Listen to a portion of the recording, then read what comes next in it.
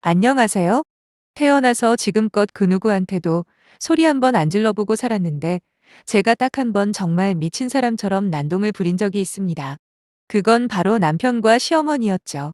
지금은 이혼을 했으니 전 남편과 전 시어머니라 불러야 하겠네요.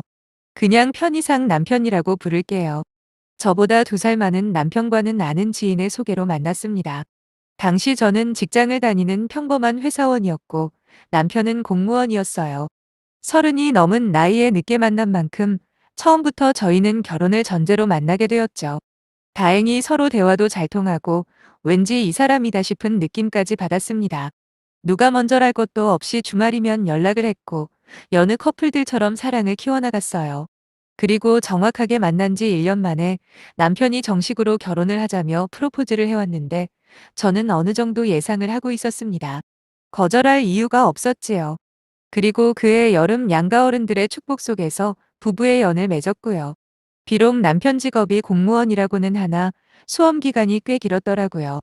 거기다 다들 아시다시피 공무원이 요즘 가장 인기 있는 직종이긴 하지만 실제로 정말 많은 종류의 공무원이 있습니다. 그리고 월급만 따지고 보면 그리 큰 금액도 아니고요. 그러다 보니 결혼 당시 남편이 모아둔 돈이 넉넉한 편은 아니었어요.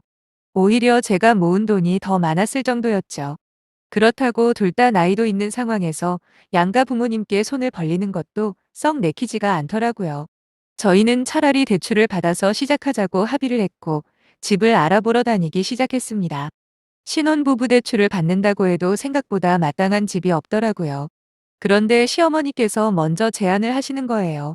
결혼 전에 남편은 어머님과 20평 아파트에서 둘이서 살고 있었거든요. 참고로 시아버지는 10년 전에 돌아가셨고 하나 있는 누나는 시어머니 고향에서 결혼해서 잘 살고 있다고 했습니다. 어머님께서는 이제 나이도 있고 하니 당신께서는 고향으로 내려가서 친지들이랑 부대끼며 살고 싶다는 말씀을 하시더라고요. 그러니까 따로 신혼집 구할 필요 없이 그냥 남편과 원래 살던 아파트에 저더러 들어와 살랍니다. 남편 역시 대출이잖아 그런 걸 생각하면 자기 엄마 말을 따르는 게 좋겠다고 했고요. 솔직히 그 당시에는 감사한 마음뿐이었어요. 제가 직접 집을 알아보러 다녀본 결과 서울이나 수도권이 아니더라도 집값이 미쳤다는 느낌을 강하게 받았었거든요. 그래서 어떻게 살림을 시작해야 하나 암울하기만 했는데 갑자기 시어머니께서 절이 나와 주시니 어찌 감사하지 않을 수가 있겠습니까? 당연히 저는 어머님의 약속을 철석같이 믿고 진행을 했습니다. 주변에서도 그런 시어머니가 어디 있냐며 부러워했고 저 스스로도 정말 좋은 시어머니를 만났다 생각했지요. 그렇게 집 문제를 해결하고 가벼운 마음으로 혼수를 보러 다니기 시작했습니다. 그런데 하루는 남편이 바쁘다고 해서 어머님과 함께 백화점에 간 적이 있거든요. 원래 쓰던 가전들이 있으니 최대한 돈을 아끼려 생각했고 그래서 백화점에는 가본 적도 없습니다. 괜히 눈만 높아지고 별 도움은 안 된다 싶어서 말이죠. 하지만 그날따라 어머님께서는 어찌나 백화점에 가야 한다고 고집을 부리시던지 당해낼 재간이 없었네요. 결국 차를 타고 1시간이나 운전을 해서 백화점에 도착을 했는데 어머님은 가전이나 가구가 있는 층으로 가시는 게 아니라 주얼리 매장이 있는 쪽으로 가시는 거예요. 눈을 반짝반짝 빛내시며 팔찌며 시계며 반지까지 이건 색깔이 너무 예쁘다. 또 저건 디자인이 너무 마음에 든다. 등등 얼마나 신을 내시던지요. 저도 사회생활을 나름 할 만큼 했다 보니 대충 눈치가 오더라고요. 지금 예단 이야기를 돌려서 하고 계시다는 걸 알아차릴 수 있었죠. 결국 그날 하루 종일 제가 필요한 물건은 하나도 못 보고 어머님에게 이끌려 시계 매장에서부터 목걸이 매장까지 돌아다니기만 했네요. 하지만 그 자리에서 뭔가를 사드리겠다거나 약속한 건 없었습니다. 애초에 예단 같은 건 딱히 필요 없는 거 아니냐고 말씀하셔서 예산도 안 빼놨었거든요. 아무튼 돌아오는 길에 남편에게 전화를 해서 그날 있었던 상황을 말씀드렸지요. 그러자 남편이 일단 본인이 어머님께 잘 이야기해보겠다며 걱정하지 말라대요. 하지만 자신만만한 남편의 말과는 달리 상황은 크게 달라지지 않았습니다. 왜냐하면 남편이 며칠 뒤 어머님을 모시고 백화점에 가서는 그때 어머님이 마음에 든다고 호들갑을 떠셨던 진주 목걸이를 계약했다고 했거든요. 제가 어이가 없어서 남편한테 따졌어요. 자기가 잘 이야기하겠다고 한 게 이런 거였냐고요. 그러자 남편이 기껏 한다는 소리가 이번 한 번만 져드리잡니다. 대신 자기가 저한테 더 잘하겠다는 약속과 함께요. 뭐 어쩌겠습니까? 이미 계약을 한마당에 다시 가서 물릴 수도 없는 거잖아요. 앞으로는 무조건 나랑 상의를 해야 한다며 경고만 하고 넘어갔죠. 근데 이건 시작일 뿐이었어요. 제가 골라놓은 혼수 하나하나 입을 대면서 잔소리하신 건 그냥 넘어갈게요. 앞으로 일어날 일에 비하면 아무것도 아닌 수준이거든요. 당초 계획은 이랬어요. 저희가 신혼여행에 가 있는 사이에 어머님이 고향으로 내려가셔서 계약했다던 집수리를 마치기로 했습니다. 그리고 나서 저희가 돌아오면 이사를 가는 걸로 했었거든요. 사실 어떻게 보면 아들 며느리를 위해서 사시던 집을 양보하시는 건데 생각할수록 마음에 걸리는 거예요. 그래서 제가 어머님이 이사하시기 전에 직접 청소라도 해드린다고 제안을 한 적이 있습니다. 하지만 어머님은 그럴 필요 없다며 단번에 거절을 하시더라고요. 그러면 이삿짐 센터라도 예약해드릴까요 하니까 그것도 당신께서 알아서 할 테니 신경 쓰지 말랍니다. 그래서 저도 더는 별 말씀 드리지 않았고요. 하지만 이게 웬걸 결혼식을 마치고 신혼여행에서 돌아온 지 일주일이 넘어도 어머님이 도통 이사를 할 기미가 안 보이는 겁니다. 심지어 짐도 전혀 싸지 않으시더군요. 별수 없이 제가 여쭤봤습니다. 언제쯤 이사를 가실 계획이냐고 말이죠. 그랬더니 하신다는 말씀이 집수리가 아직 덜 끝났다고 조만간 이사를 하실 거랍니다.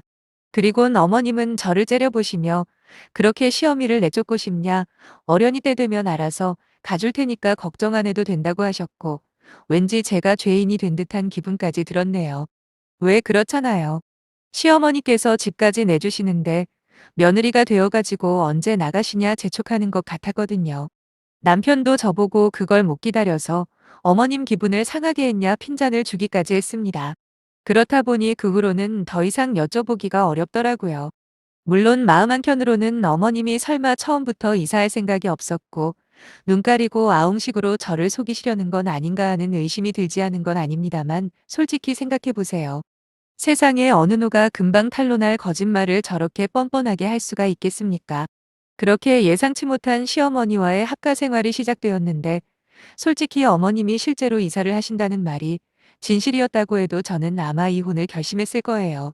그만큼 같이 사는 그 짧은 시간들이 고통 그 자체였거든요. 그리고 시어머니의 막무가내식 고집을 대하는 남편의 태도도 빵점이었고요. 일단 어머님과 같이 살게 되면서 제일 힘들었던 건 바로 아침상을 차리는 문제였지요. 남편은 지각을 하더라도 아침은 꼭 먹어야 하는 사람입니다. 반면에 저는 대학교 때부터 아침을 안 먹기 시작하면서 완전히 습관이 되어버린 지 오래고요. 그래서 남편과 결혼을 준비하면서 확실하게 못 박아둔 게 하나 있는데 그게 바로 아침은 먹고 싶은 사람이 차려서 먹는다였거든요. 남편 역시 조금의 고민도 없이 동의를 했었고요. 하지만 어머님은 그런 저희 의사와는 상관없이 자신의 주장만 고집하시더라고요. 새벽 5시 반부터 자고 있는 저를 깨우시더니 그 이른 아침에 나물 무치고 생선을 구우라고 하시는 겁니다. 저는 자다 일어나 얼떨결에 시키는 대로 일단했죠.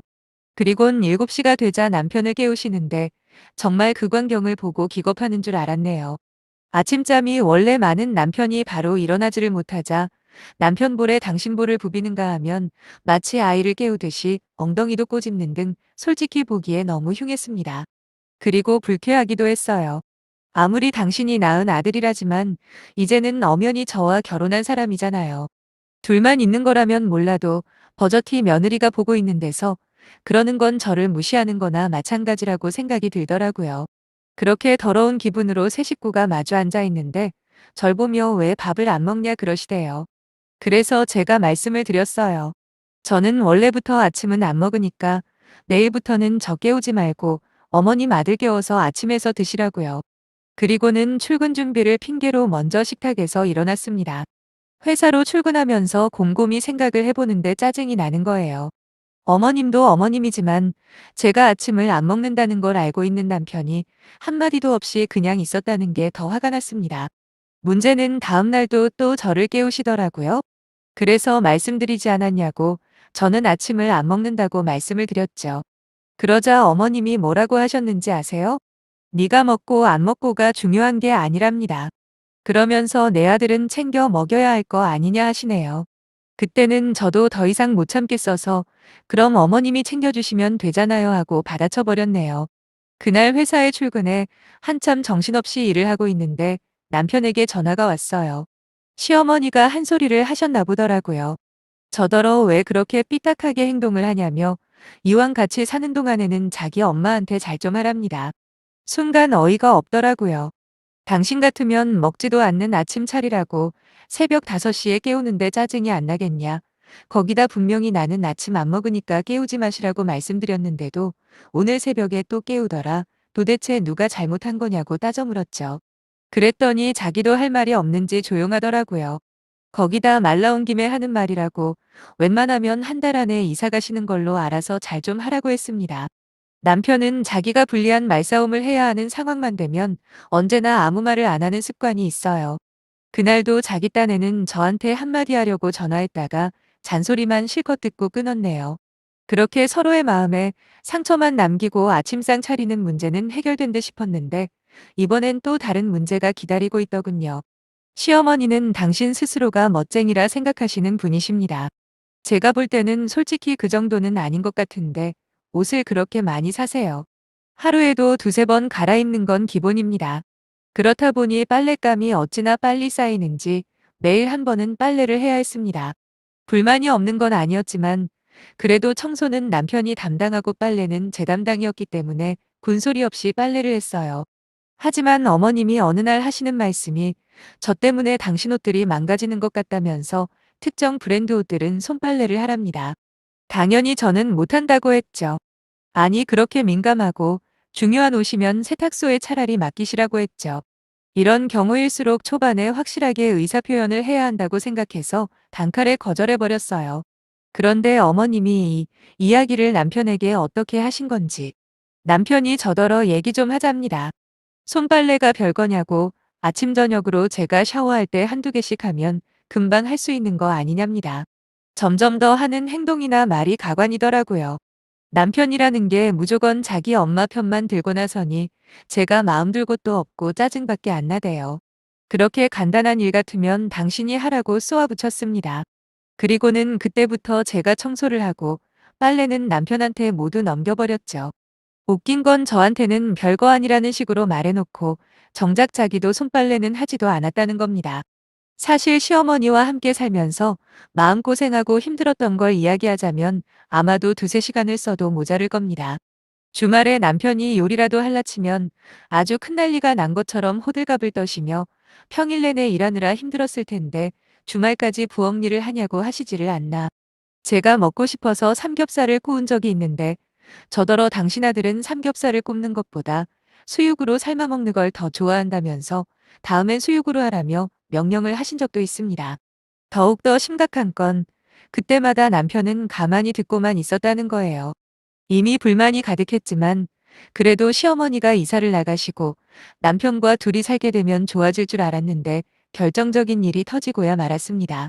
거의 한 달을 시어머니와 함께 지내면서 이제나 저제나 이사 가실 날만을 기다리고 있었죠. 그런데 어느 날 어머님께서 청천벽력 같은 선언을 하신 겁니다. 이사 가기로 한 계획은 없던 걸로 하고 제가 살림을 제대로 할 때까지 같이 사신다는 거예요. 잠깐이나마 같이 살아보니까 도저히 저한테 당신 아들을 못 맡기겠다는 게 결론이었죠. 웃긴 건 남편의 반응이었어요. 자기도 어머님의 결정에 놀랐다면서도 어차피 아이도 태어나고 하면 자기 엄마가 큰 도움이 될 거라면서 저보고 긍정적인 요소도 많다는 겁니다. 한마디로 시어머니의 합가선언에 동의를 한다는 소리였어요. 제가 미쳤습니까? 겨우 한 달 같이 살았는데도 스트레스는 스트레스대로 받고 거기다 남편의 답답한 모습에 우라가 치민 적이 한두 번이 아닌데 아예 합가를 하자니요. 그것도 애초에 약속한 걸 손바닥 뒤집듯 하면서 말이죠.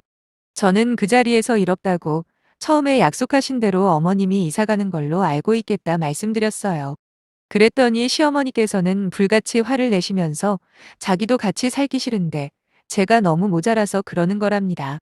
한마디로 합가의 원인을 저한테 돌리려는 거였죠.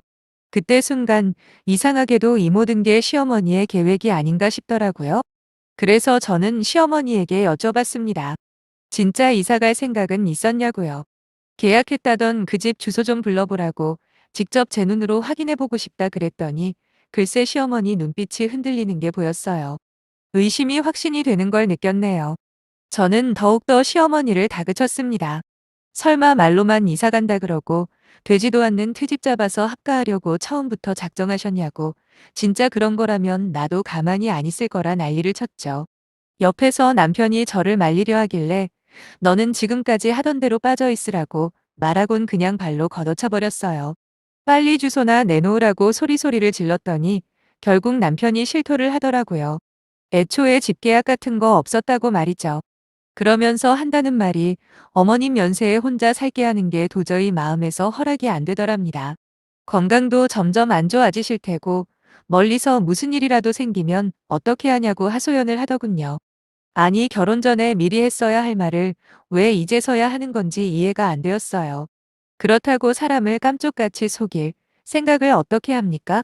그리고 시어머니나 남편이나 참 멍청한 게 이왕 그런 계획을 짰으면 저를 구워 삶아서 같이 살고 싶은 생각을 하고 싶게 만들었어야지. 오히려 정떨어질 짓들만 골라서 해놓고 이제 와서 합가를 하자는 게 말이나 됩니까? 그런데도 시어머니는 뭐가 그렇게 당당한지 자기를 모시기 싫으면 당신 아들과도 못 사는 거라고 그래도 좋으면 당장 집에서 나가랍니다. 그래서 알겠다고 대꾸하곤 방에 들어와 짐을 싸기 시작했죠. 남편이 방에 따라 들어오더니 정말 이럴 거냐 묻길래 닥치라고 해줬어요. 사실 이혼을 결심한 건 이미 시어머니가 같이 살아야겠다는 선언을 할 때부터 마음먹은 거고 솔직히 짐을 싸는 순간에는 머릿속에서 돈 계산까지 하고 있었어요. 혼수라고 드린 가전이며 가구는 남편이 저한테 맡겨놓은 돈에서 다 까야겠다. 뭐 그런 계산들이요.